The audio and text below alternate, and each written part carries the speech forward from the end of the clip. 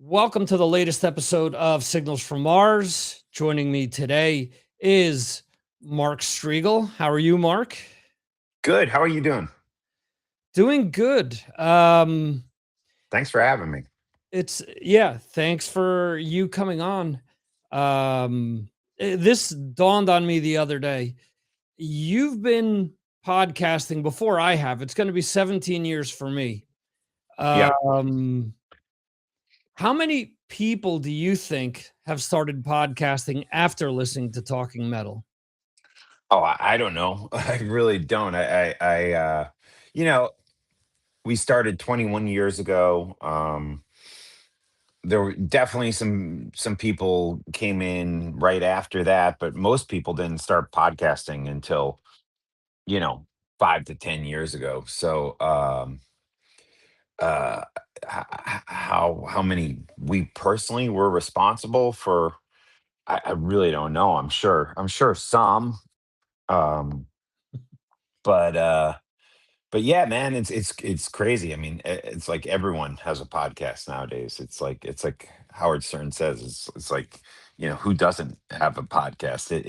It yeah, I could go on a whole rant and I don't want to go negative, but I feel like it's not as special as it used to be to Right. me, where it's just like seriously everyone and their grandma has a podcast. So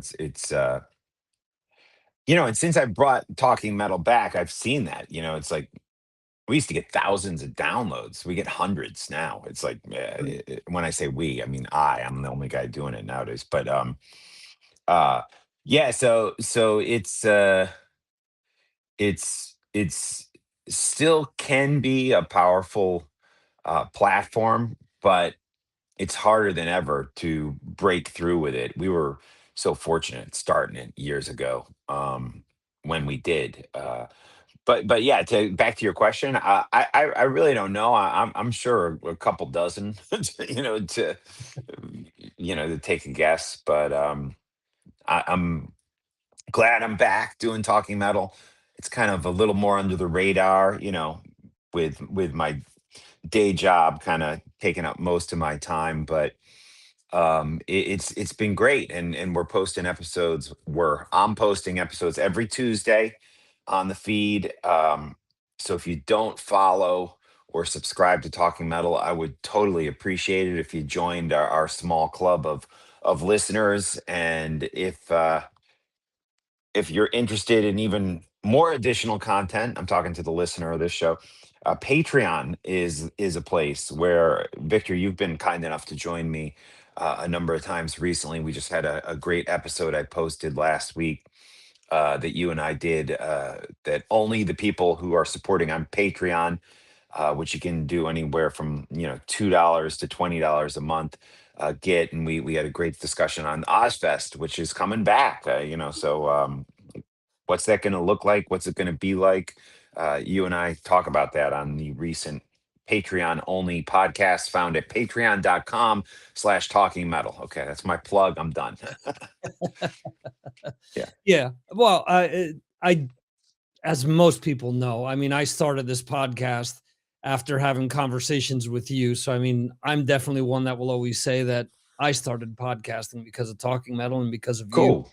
But you also have to think of the fact that you're also doing this kind of like I am on an independent level, where a lot of the other podcasters out there are on some sort of a platform or they have someone behind them, with publicity or with paying some part of the show.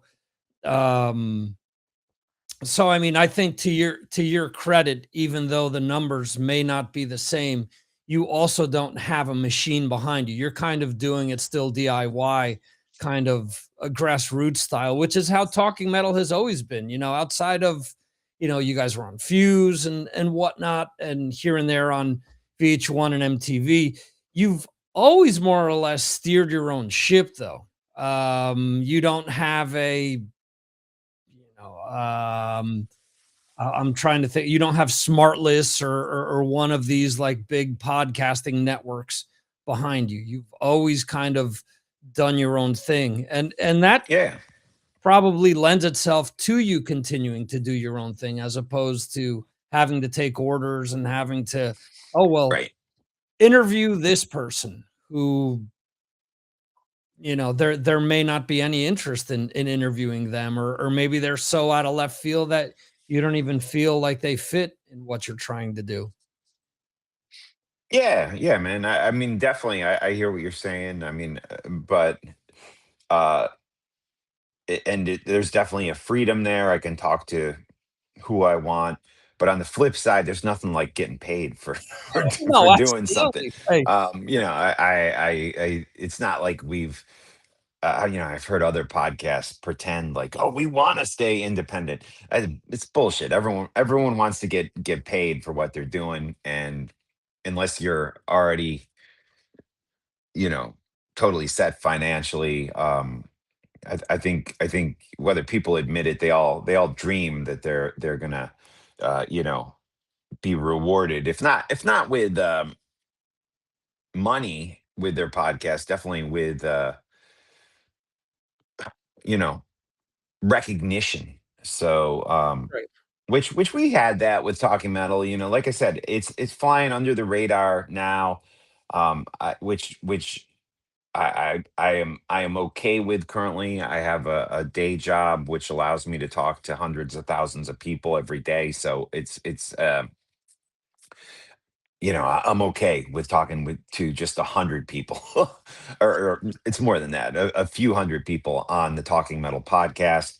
right. And I've been cutting the interviews up that I do and posting them on social, and they do great. They get like some of these clips get like 3,000. I posted one with Michael Wilton talking about Rage for Order the other day.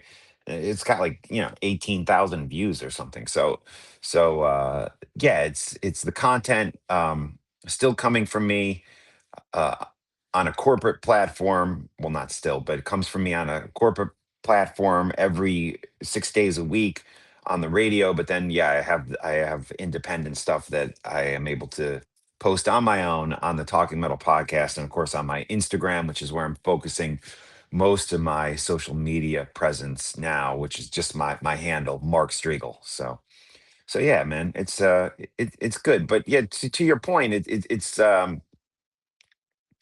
absolutely nice to have the freedom that you have, doing your show where you can talk about stuff and not worry about somebody questioning what you're saying, Right. or telling you need to interview this person or that person. So yeah, there's definitely lots of pros to having creative freedom, not working for the man. So yeah, yeah, definitely. Yeah. It's funny though, you kind of alluded to this. There's so many people though over the years, like when you started doing Patreon, I did it a little bit after, where, as you mentioned, people said, I'm never gonna do, any crowdfunding. I'm never gonna do this. And little by little seeing some of them, kind of follow suit. And there's nothing wrong with that. If you don't want to do anything like Patreon, that's cool. If you want to do it, that's cool too. I mean, it's your show. You do whatever you want.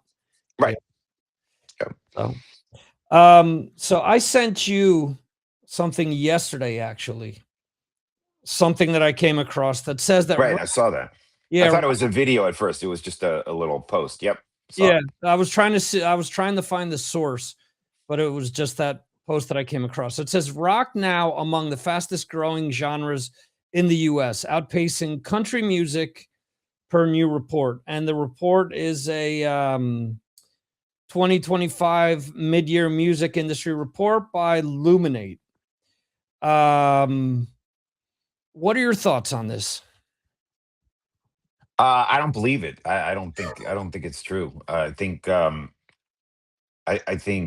proof is in the pudding. You can show me a bunch of numbers and stuff. I'm much more, but where are the rock bands filling stadiums? And I'm talking about filling stadiums with teenagers and 20 somethings. They're non-existent. So I think there's plenty of other. Rick Beato just reported that rock streams on Spotify are declining every year. So I don't know. I don't know who this Illuminate is. I not sure where they're getting that. I think it's I don't believe it personally. I go to tons of shows. I do try to, even, I saw in that post they had music from Ghost playing, and I go to Ghost concerts every time they come through town. And while there's more younger people at a Ghost show than there is at uh you know at let's say Kiss, it's still a lot of it's still not like a youth based crowd. There are some of those mixed in, but not many, to be honest. It's, instead of 50 and 60 somethings, it's 30 and 40 somethings at a ghost show with some older people. Some people in their 70s at a ghost show. So I don't know. I mean, I grew up at a time where I was going to see Iron Maiden, and anybody in the room over 18 was old, so and the arenas were filled. So I don't know that I believe that, and I don't know. I think it's so easy nowadays to throw up news and get a million likes, and it doesn't necessarily mean the news is actually true. Would I like it to be true? Of course, of course. I just think, um, I mean, we've spoken about this in the past, Victor. There's a whole can of worms, the whole bunch of stuff that needs to be discussed as to what needs to happen to bring rock music back. And whenever I question this, I get some person on social media saying, "Well, my kids like rock music. We're going to see Iron Maiden together." All right. Yeah, but you're taking your kid to see the show. I don't believe that a lot of kids, and sure, there's always some, but they just don't have that passion about it that we had. And anyone who tells me that, the Metallica concert is filled with young kids, definitely is at a different concert than I'm at when I see them at MetLife. It's all old people, and not all. I take that back. It's 90% old people. And young people to me is 30 and under, and yeah. So I don't know. I don't see it. I know there's younger bands I'm unaware of, uneducated on, but anyone who's selling out MetLife, who's a rock act, I pretty much know who they are, and I'm just not seeing um, a resurgence in rock like as being as that post that you sent me is reporting. But not sorry for the Debbie Downer. I'm just being honest with what I see personally. What do you see? Yeah, no, I agree with you. I my kids listen to all types of music. They like a lot of hard rock and metal. But to your point, if we go to a show, unless it's one of their favorite acts, um, they're not asking us, "Hey, Megadeth is coming to play. Can we go see them?" It's And are you. they going back and like obsessively, frantically learning about who's in Megadeth now, and what their history is? Are they reading the books? Are they constantly online searching Megadeth and being obsessed with it like you and I were when we were growing up? I don't know your kids, Victor, but if I were a betting man, I would bet they're not. They're not. Yeah, Yeah, yeah, and I see it with my son. He's into football, and he's obsessive with it, and he knows all the stats, and he talks to his friends, and they're all up on the different football people. And I go to a football game, MetLife Stadium, see the Jets play. It's a mix. There's tons of young people there. They're into it. They're passionate about it. Um, are there also older people there? Yeah, it's football. But sports have continued. to stay relevant with young people in a way that rock music, in my opinion, has not. And listen, I'm not Gene Simmons saying rock is dead, Mhm. but I think um, among the younger demographic, it's pretty close. I mean, I people, oh, what about Stranger Things? They had Metallica and Iron Maiden music. Yeah, who freaking cares? It's like when I was a young kid and heard a Frank Sinatra song in a movie I was watching. It was, and I liked that song, but I wasn't like going out and becoming a Frank Sinatra fan, Yeah. You weren't digging through his catalog at Tower Records, Right. trying to figure out who played, third trumpet on some songs. Right. Exactly. Exactly. Yeah. So, yeah, but even with the Stranger Things, if that's the argument, um, what outside of Master of Puppets has that turned, like, the younger crowd onto? Again, has that made, "Oh, wow, I like the song, so I checked out the album. Oh, wow, they've got this whole other catalog. I've checked out all these other songs." I don't see that. And No. and I I mean, Iron Maiden was in the season finale of Stranger Things. The song "The Trooper" was like a big part of that. Um, or not the season, the series finale, and barely anyone even talked about it. I this mean, it was like no one cared. Yeah, this is the first I'm hearing of it, and you know, Yeah. we got to see the Stranger Things play in London, and, I didn't even get to the episode where, Master of Puppets comes out, so, I mean. Oh, yes. Well, that's season 4. Season 4 was Yeah, yeah. good, but season 5's definitely slow. Um, I it's not to get in a whole discussion, but season 5 was a bit of a letdown for me. It's when I say it's slow, it was mentally slow for me. It's very fast paced. It's like it's all action, um, almost the whole season, and it's just like go go go fight the monsters, boom boom boom. They don't have any, in season 4, and I would say season 1 too. There was a lot of character development that I don't think they have in season 5, which made it a little bit, it's more fluff, it's more action. But I thought the last episode they wrapped things up nicely, and that's where they featured the Trooper by Iron Maiden, which no one even barely reported on. I mean, Iron Maiden put out a statement the day after the episode premiered on Netflix. But I mean, just the fact that you didn't even know that was featured in there, it just speaks volumes. No one really made a big deal out of it. Yeah. What do you think about Iron Maiden putting on their own festival? They're gonna be playing Nebworth, celebrating their 50th anniversary. It's, called Eddfest, if I'm not mistaken. Um, Yeah, man. Yeah, I think it's cool. Who's on? I mean, I think who's on the bill with them? The Darkness, and yeah, but see again, you're saying the Darkness, um,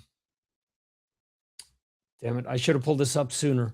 But, yeah, I think it's great, man. I mean, why not? I remember, and I don't even know who the bands were, but I remember looking at the bands that were performing and thinking those aren't the bands true Iron Maiden fans want to hear. Like, I think they should have Queensryche on there, and groups like that. Priest is probably too. Maybe they're too big, but I remember reading the list of the bands that were playing and thinking they seemed a little off to me. But besides that, I think it's great to celebrate Iron Maiden, and have a festival like that. I mean, if they do it in my area here in the States, I'll definitely go to it if it's in New York City or New Jersey. It's awesome. It's awesome. yeah, so Why not? it's Made in the Darkness, The Who, the Mongolian band, not the British. Right. Yeah, which Maiden, they're good. I've seen them open for Maiden, but again, I don't know. When I saw them open for Maiden, it was a pretty. Um, the response from the audience wasn't overwhelming. Let's just put it that way. I think Maiden Fest.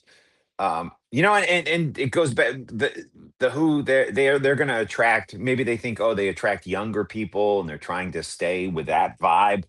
But on the flip side, the people who are going to that concert who are in their 50s, they want to see Saxon play with Maine. They want to see, Queensryche. It's like that. Those types of bands, I think, would get me personally Yeah. more excited about it. But having said that, and I feel like I'm in negative mode here this morning on your show. Something I'm not allowed to do on my uh, high profile platforms, but so maybe that's why I'm doing it. But yeah, man. I think it's great they're doing it. I think it would be even greater if they had bands that really appeal to Iron Maiden's base fan base.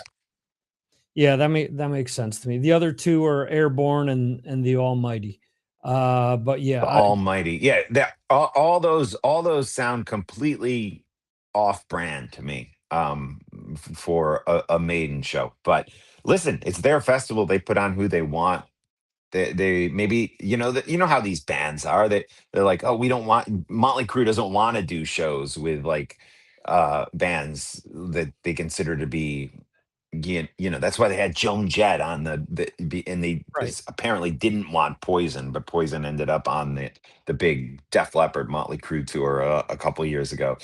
Yeah, yeah. They all have their own perceptions. They don't want to be perceived in a certain way. They feel like they're above the other. Motley Crue feel like they're above the other hair metal bands. So maybe Maiden purposely is avoiding bands that are more more what do you call it? Progressive metal or whatever. Yeah, I mean, to your point, if I want Iron Maiden to put on something like that, I want them, as you said, to play with Judas Priest, Scorpions, Armored Saint, you know, Right. things like that. But maybe it's off brand. Maybe it's also them, not wanting to get shown up by another band on stage. I mean, that probably wouldn't happen. But Eh, there's there people's feelings get hurt sometimes. The Maiden right. Priest toured eons ago. You would think that by this point, whatever happened back then would kind of be water under the bridge if anything did happen, but it's just a shame that that's something that I think fans have wanted to see for a long time. Um and who knows what Yeah, I the mean, Judas Priest is probably going to cost a lot more right, to that's to another book than those bands. But yeah, yeah, yeah.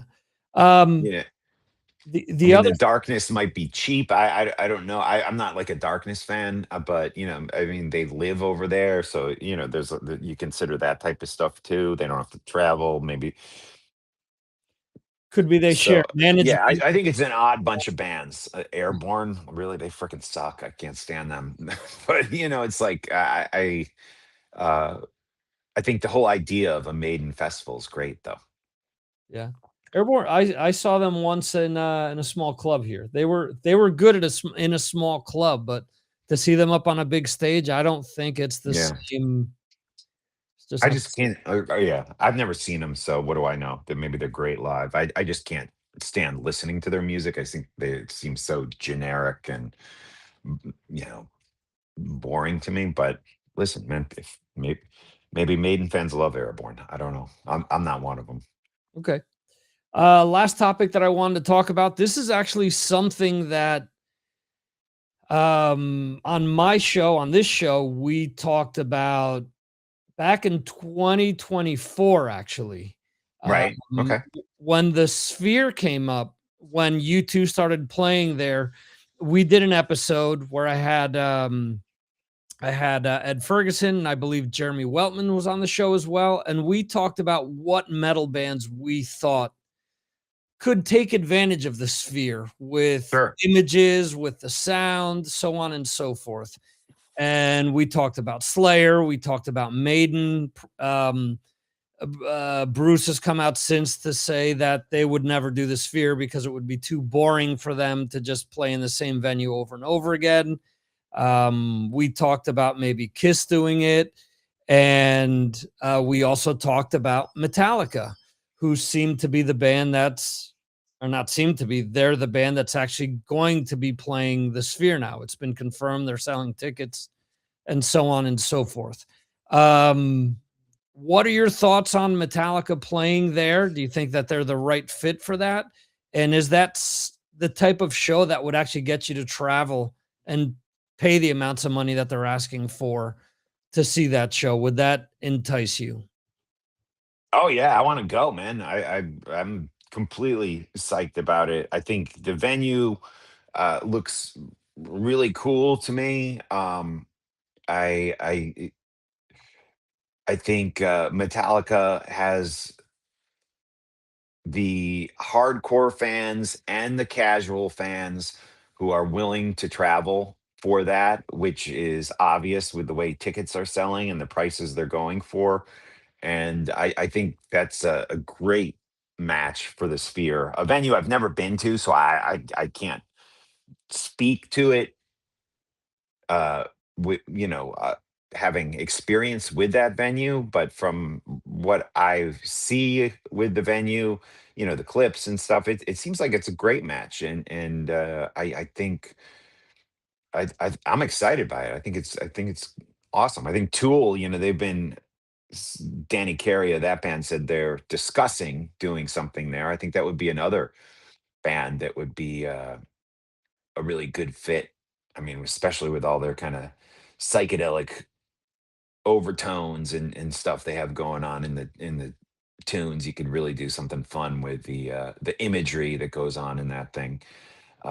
So yeah, why not? I think it'd be great. I think Metallica is going to be great. I hope I can get out there for it.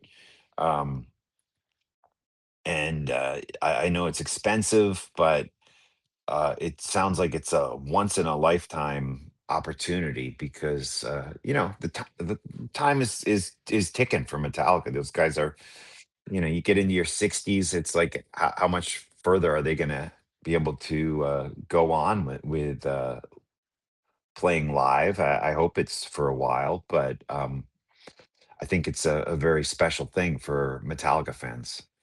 Yeah, I agree.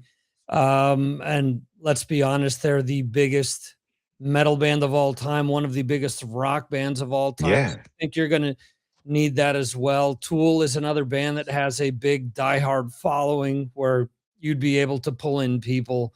And I mean, obviously Adam Yeah, I Jones. mean, Tool have no problem selling out, arenas on for multiple nights in just about any uh, area of North America, the world for that matter. So I think they're definitely a group that would do very well at the Sphere, and it's another band that I would consider traveling to Las Vegas for.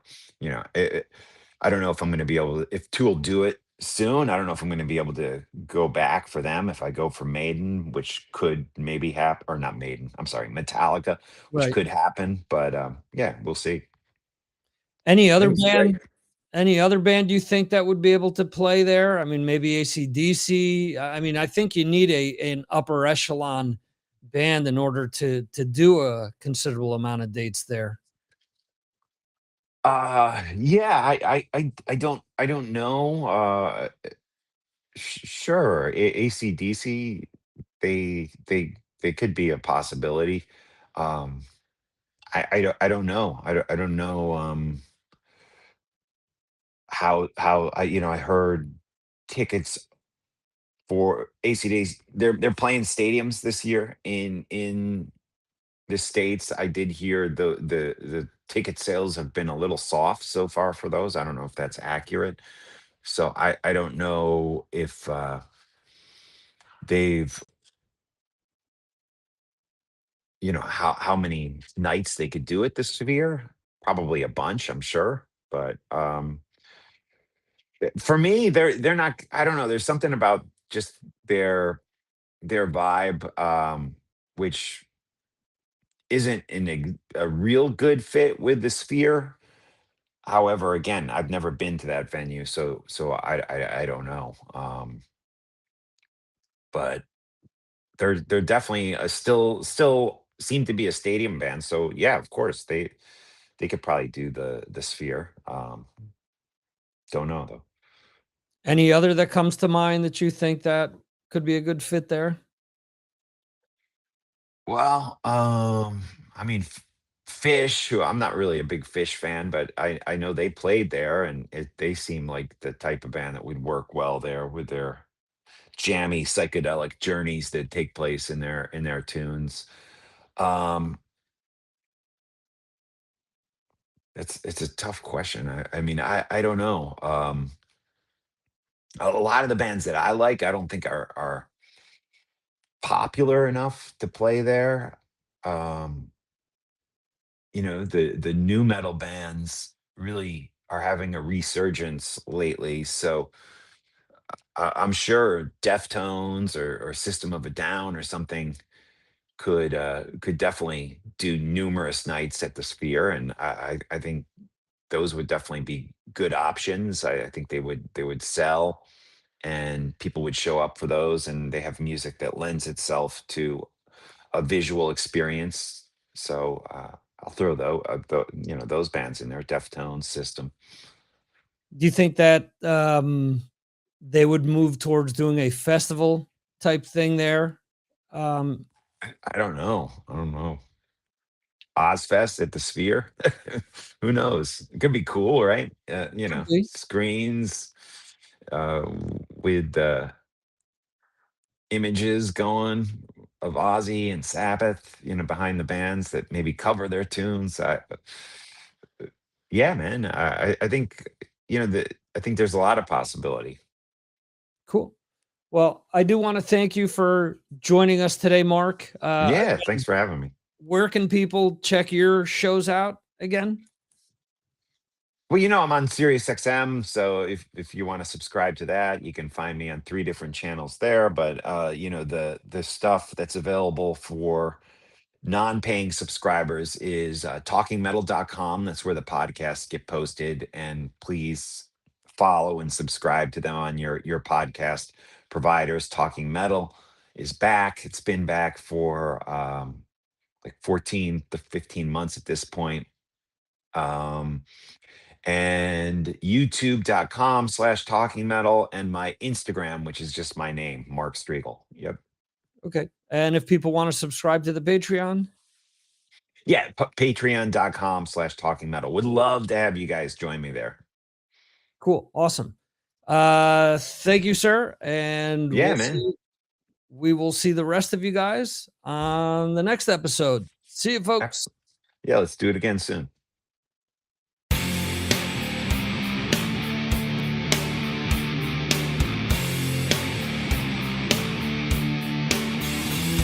Thank you for watching the Signals from Mars live stream. You can watch the show live on YouTube, Facebook, Twitter, and Twitch, or check out replays on YouTube. Go to signalsfrommars.com for more information. This concludes our show.